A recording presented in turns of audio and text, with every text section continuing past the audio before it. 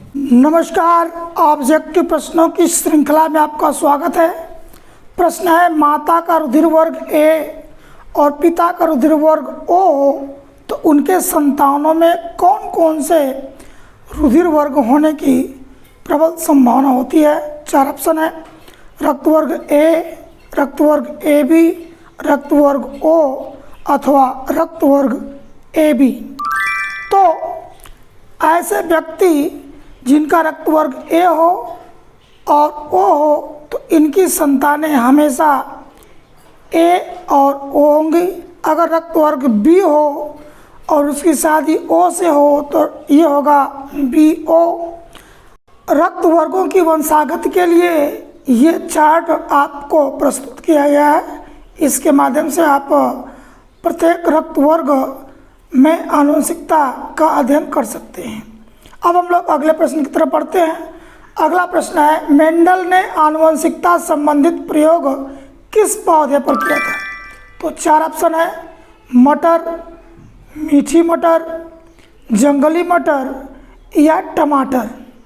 तो मेंडल ने आनुवंशिकता संबंधित अपने प्रयोग मटर नामक पौधे पर किया था, जिसका वैज्ञानिक नाम पाइसम सटाइवम होता है। इस पौधे पर इनको शुद्ध लक्षण मिले, जिसके कारण इनका प्रयोग सफल हुआ। इनका सौभाग्य ही था कि इन्होंने मटर के पौधे का चुनाव किया था। मनुष्य का प्रमुख उत्सर्जी अंग है, एक्सक्रीटरी ऑर्गन है।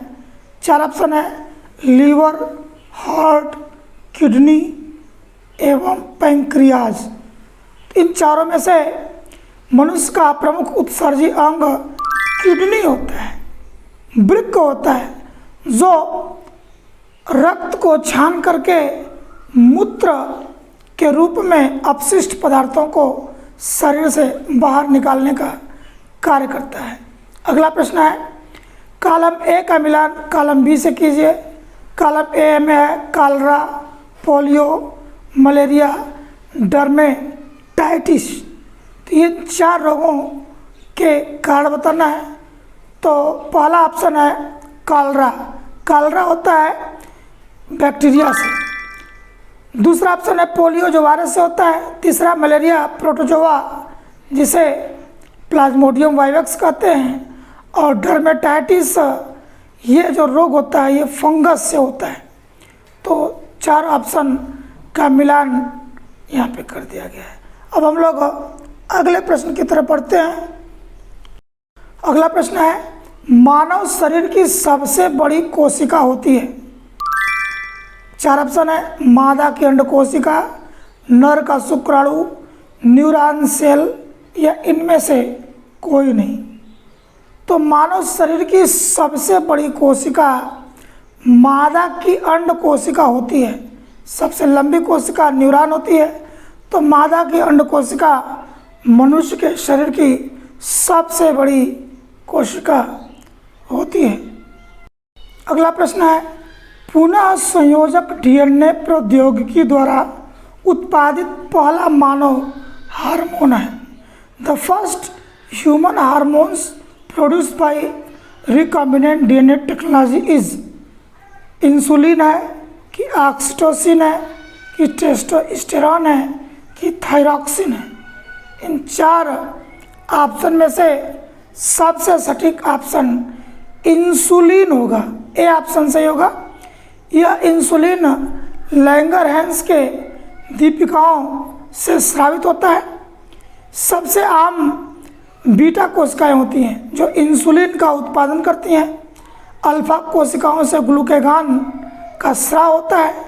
इंसुलिन अग्नाशय से रक्त प्रवाह में छोड़ा जाता है ताकि यह शरीर के विभिन्न हिस्सों तक पहुंच सके और विभिन्न हिस्सों तक जा कर के ये इंसुलिन जो होता है शुगर का पाचन करता है, जिसके कारण हमें ऊर्जा प्राप्त होती है। निम्नलिखित में से कौन सा गलत सुमेलित है। गठिया रोग, जोड़ों की सूजन, मधुमेह रोग, रक्त में अतिरिक्त शर्करा, यकृत रोग, हेपेटाइटिस बी रोग, हार्निया, तंत्रिका संबंधित विकार। तो इन चारों में से 3 ऑप्शन उपरोक्त सही है। गठिया जोड़ों का रोग होता है, मधुमेह रक्त में शर्करा की अतिरिक्त मात्रा के कारण होता है, यकृत में हेपेटाइटिस होता है, लेकिन हार्निया यह तंत्रिका संबंधित विकार नहीं है। अगला प्रश्न है, शरीर का 70% संवेदी अंग कौन सा है? 4 ऑप्शन है, आँख, नाक, जीभ, त्वचा।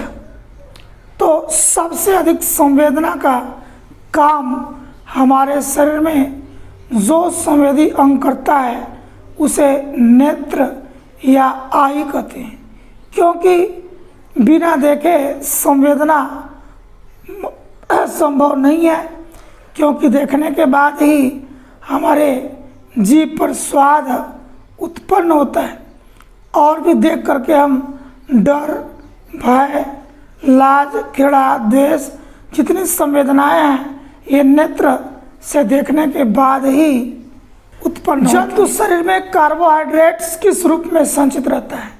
मतलब कि कार्बोहाइड्रेट का संचय हमारे बॉडी में किस रूप में होता है? 4 ऑप्शन है, कार्बोहाइड्रेट्स, स्टार्च, ग्लाइकोजन या प्रोटीन। तो जंतुओं के शरीर में कार्बोहाइड्रेट ग्लाइकोजन के रूप में संचित होता है, जबकि पौधों में स्टार्च के रूप में ग्लूकोज संचित रहता है। तो इसका सी वाला ऑप्शन से होगा, ग्लाइकोजन। अगला प्रश्न है, रक्त का रंग लाल किस कारण होता है? 4 ऑप्शन है, हीमोग्लोबिन के कारण या लाल रुधिर कणिकाओं के कारण अथवा प्लाज्मा के कारण या सीरम के कारण। तो रक्त का लाल रंग हीमोग्लोबिन के कारण होता है। हीमोग्लोबिन एक वर्णक है, पिगमेंट है जो ऑक्सीजन का परिवहन करता है, इसी के कारण लाल रुधिराणुओं का रंग लाल होता है। हीमोग्लोबिन लाल रक्त कोशिकाओं में पाया जाने वाला एक प्रोटीन है जो आपके शरीर में ऑक्सीजन ले जाता है और रक्त को लाल रंग देता है। हीमोग्लोबिन का स्तर हर व्यक्ति में अलग अलग होता है। पुरुषों में आमतौर पर महिलाओं की तुलना में इसका स्तर ज़्यादा होता है। लगभग 14 से 14.5% हीमोग्लोबिन एक सामान्य पुरुष में होता है और 13 से 13.5% स्त्रियों में होता है। अगर हीमोग्लोबिन की मात्रा 14 या 13 से कम हो जाती है, अगर यह इसका लेवल 7 या 8 पहुंच जाता है तो व्यक्ति ऑपरेशन योग्य नहीं होता, जिसे एनीमिया नामक रोग भी होने की संभावना होती है। इसलिए हीमोग्लोबिन की जांच कराते रहना चाहिए। अगला प्रश्न है, मलेरिया परजीवी है, मलेरिया पैरासाइट कौन है? Escherichia coli, Plasmodium vivax, amoeba proteus या यूग्लिना विरिडिस। तो 4 ऑप्शन में से हमें ये देखना है, मलेरिया परजीवी वह परजीवी जो मलेरिया रोग का कारण होता है। तो मनुष्य में मलेरिया रोग का कारण होता है प्लाज्मोडियम वाइवेक्स, जो एक प्रोटोजोआ होता है। यह मादा एनाफिलिस मच्छर के द्वारा एक व्यक्ति से दूसरे व्यक्ति में फैलाने का काम करता है। मच्छर के द्वारा यह प्रोटोजोआ, यह प्लाज्मोडियम रोगी व्यक्ति से स्वस्थ व्यक्ति के शरीर में रक्त के माध्यम से पहुंचता है। इसे संक्रामक रोग भी कहते हैं। इनमें से कौन सा रोग विषाणु जनित या वायरल रोग है? 4 ऑप्शन है, कॉलरा या हैजा, रेबीज या हाइड्रोफोबिया, टिटनस या धनुष्टंकार या इनमें से कोई नहीं।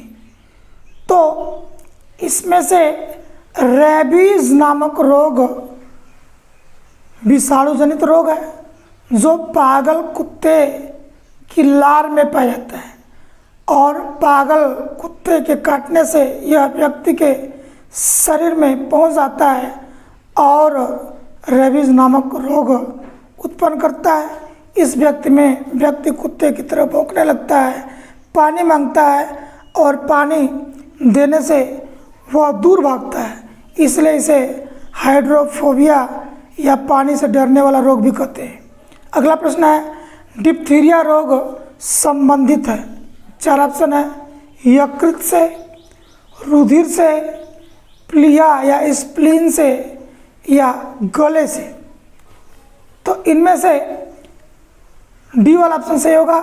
डिप्थीरिया रोग गले से संबंधित होता है। डिप्थीरिया संक्रमण से गला घोंटू की बीमारी होती है। इसकी चपेट में अधिकतर बच्चे आते हैं। डिप्थीरिया कॉर्निबैक्टीरियम डिप्थीरी नामक बैक्टीरिया के संक्रमण से होता है, जो गले में इन्फेक्शन फैलाता है, जिसके कारण सांस की नली में एक झिल्ली बन जाती है और सांस लेने की समस्या उत्पन्न होती है। अगला प्रश्न है, किस विटामिन को एस्कॉर्बिक अम्ल के नाम से जाना जाता है? Vitamin A, vitamin B, vitamin C या विटामिन डी। तो इसमें से सी वाला ऑप्शन सही होगा। विटामिन सी को एस्कॉर्बिक अम्ल के नाम से जानते हैं, जो खट्टे फलों में पाया जाता है। यही एक विटामिन है जो भोजन से प्राप्त नहीं होता, केवल फलों से प्राप्त होता है। इसकी कमी से स्कर्वी नामक रोग हो जाता है, जिसमें ये त्वचा सूख जाती है और त्वचा पर चिकटे बन जाते हैं। ऑक्सीटोसिन का स्रावन होता है अग्नाशय से, स्तन ग्रंथि से, पिट्यूटरी ग्रंथि से अथवा वृषण से। तो यह ऑक्सीटोसिन हार्मोन्स अत्यंत महत्वपूर्ण हार्मोन्स है, जो माता में बच्चों के पैदा करने में बहुत लाभ प्रदान करता है। तो ये ऑक्सीटोसिन पिट्यूटरी ग्रंथि से स्रावित होता है। ये सी वाला ऑप्शन सही होगा। ऑक्सीटोसिन लव हार्मोन, कटल हार्मोन, बॉन्डिंग हार्मोन के नाम से भी जाना जाता है, जो रिलेशनशिप और इमोशनल अटैचमेंट बनाने में अहम भूमिका निभाता है।